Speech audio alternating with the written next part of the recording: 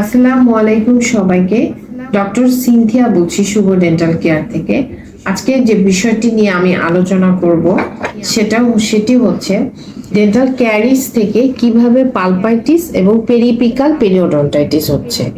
যখন আমরা মিষ্টি জাতীয় খাবার খেয়ে থাকি, সেই খাবারগুলো মুখে যে ব্যাকটেরিয়া রয়েছে, সে ব্যাকটেরিয়ার নাম হচ্ছে স্ট্রেপ্টোকক্কাস নিউটেন্স ব্যাকটেরিয়া। সেই ব্যাকটেরিয়াগুলো যখন সুগারকে বা মিষ্টি জাতীয় খাবারকে ফার্মেন্টেশন করে ডেন্টাল মানে অ্যাসিড ফর্মেশন করে, এবং এই অ্যাসিডটা কি করে, দাঁতের ওপরের অংশের যে এনামেলটি রয়েছে সে এনামেলকে গলিয়ে দেয়, এবং এই ইনফেকশনটা আমরা সাধারণত দেখি যে ক্যাভিটি ফর্মেশনের মধ্যে কালো কালো কিছু দাগ দাঁতে দেখা যায়।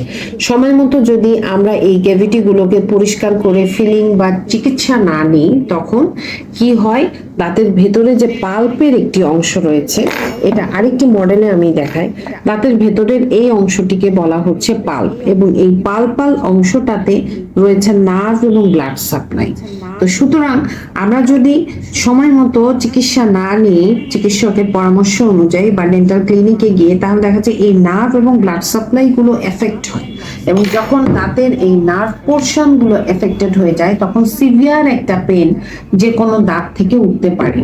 এবং ঠান্ডা, পেশেন্ট এসে কমপ্লেন করে যে ঠান্ডা বা গরম পানি পেশেন্ট মুখে ধরছে, এবং সিভিয়ার একটা পেন একদম কান মাথা পর্যন্ত ছড়িয়ে যাচ্ছে। এই পেইনটাকে বলা হয় পালপাইটিসের পেইন, এবং এই ডিজিজটাকে বলা হচ্ছে পালপাইটিস। যদি আমরা সময় মতো চিকিৎসা না করি, তাহলে এই পালপাইটিস যে ডিজিজটা রয়েছে সেটি দাঁতের রুট পোর্শন পর্যন্ত ইনফেকশনটা চলে যাবে, এবং রুটের গোড়াতে ঠিক এইভাবে আমরা এখানে ছোট্ট একটি মডেলে দেখাচ্ছি যে একটা ফোলা অংশ বা ফোড়া এই দাঁতের রুট এপেক্সে গিয়ে এপিকাল লেশন যেটাকে বলা হয়, আমরা যখন এক্সরে করবো, এক্সরেতে এখানে কালো কালো দাগ বা এপিকাল লেশন হয়, দাঁতের মাড়ি ফুলে যায়, পেশেন্ট সিভিয়ার একটা পেইন নিয়ে আমাদের কাছে আসে। তো সেই ক্ষেত্রে তখন আমরা যে কাজটা করি সেটা হচ্ছে রুট ক্যানাল করে দাঁতের ভেতরে এই যে পালপাল অংশগুলো আছে এগুলোকে পরিষ্কার করে ওই জায়গাগুলিকে সিল করে দেওয়া হয় বিভিন্ন মেটেরিয়ালসের মাধ্যমে।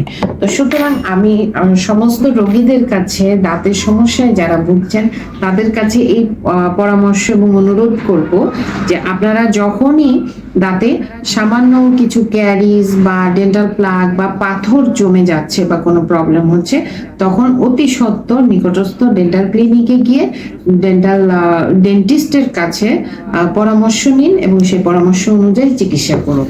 কারণ দাঁত থাকতে আমাদের দাঁতের মর্যাদা বুঝতে হবে, এবং দাঁত তুলে ফেলাই কিন্তু দাঁতের চিকিৎসা না। দাঁতের চিকিৎসা, দাঁত রাখার জন্য সব ধরনের ট্রিটমেন্ট প্ল্যান আমাদের তৈরি করা আছে।